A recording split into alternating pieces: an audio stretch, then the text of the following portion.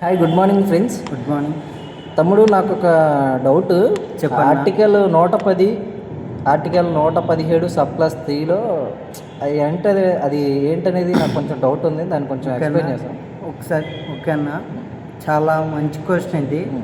చాలా జాగ్రత్తగా గమనించండి. మీకు ఆ టేబులర్ ఫామ్ అందించడం జరుగుతుంది చివరిలో.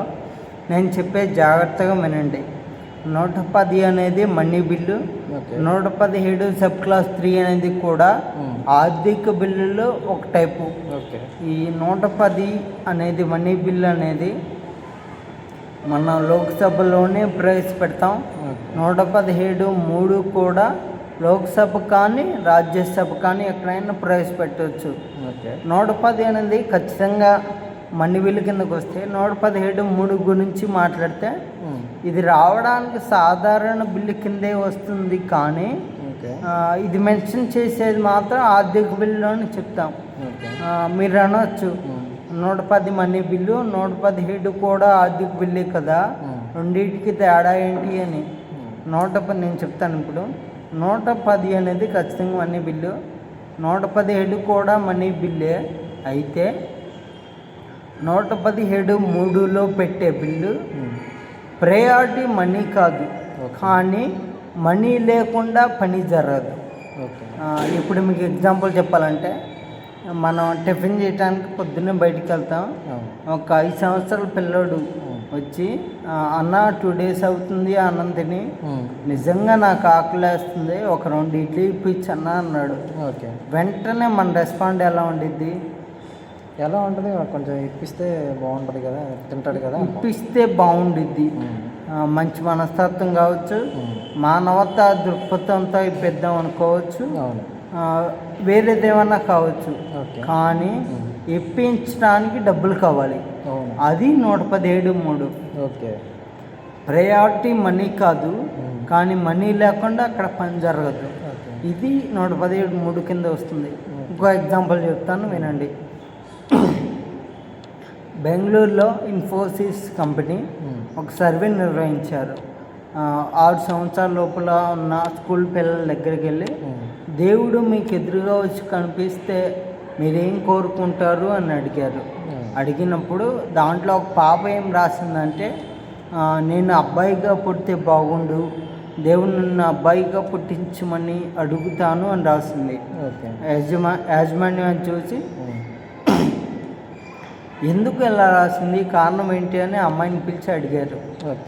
అబ్బాయిగా ఎందుకు పుట్టాలి అనుకుంటున్నావమ్మా అని అడిగారు. అడిగినప్పుడు ఆ పాప ఏం చెప్పిందంటే, నేను గవర్నమెంట్ స్కూల్లో చదువుతున్నాను, మార్నింగ్ 9:30కి వచ్చి ఈవినింగ్ 3:30 వరకు స్కూల్లోనే ఉంటాను, మాకు వాష్రూమ్ ఫెసిలిటీ సరిగా లేదు, అబ్బాయిగా ఉంటే బయట ప్రైవేట్ ప్లేసులు చాలా ఉంటాయి కదా, అమ్మాయిని కాబట్టి కొన్ని కన్జర్వేటివ్స్ ఉన్నాయి, వాష్రూమ్కి కొంచెం ఇబ్బంది పడుతున్నాను, అందుకని నేను అబ్బాయిగా పుట్టాలి అని దేవుణ్ణి కోరుకుంటాను అని సమాధానం చెప్పిందంట. అప్పుడు ఆ ఇన్ఫోసిస్ యాజమాన్యం త్రూఅవుట్ కర్ణాటక గవర్నమెంట్ స్కూల్స్లో ఒక 50,000 టాయిలెట్స్ని కట్టించారు. వెంటనే గవర్నమెంట్ రెస్పాండ్ అయ్యి దాన్ని ఇనిషియేషన్ తీసుకొని వాళ్ళు కూడా దాని మీద ముందుకెళ్ళడం జరిగింది.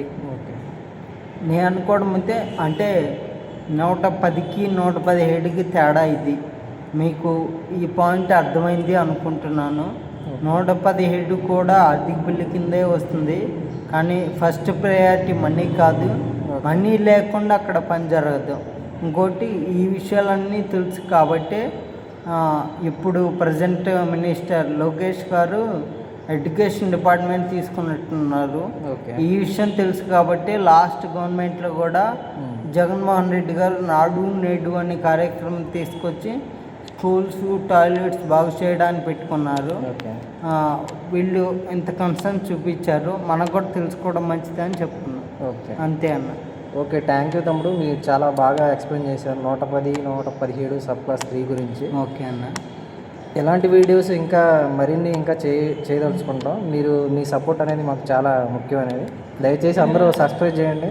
ఖచ్చితంగా మీ సపోర్ట్ అయితే మాకు కావాలి, కానీ ఊరికే కాదు, మీకు అవసరమైన గ్రూప్ 2 పాయింట్ ఆఫ్ వ్యూలో ఇంకా బయట సమాజంలో జరుగుతున్న విషయాల గురించి మీకు అర్థమయ్యే విధంగా రాజ్యాంగం, polity, AP history, Indian history, తర్వాత economy, geography, science and technology, Indian society అన్నీ ఎక్స్ప్లెయిన్ చేయబడతాయి. దయచేసి అందరూ సబ్స్క్రైబ్ చేయండి. All of you, thank you all of you.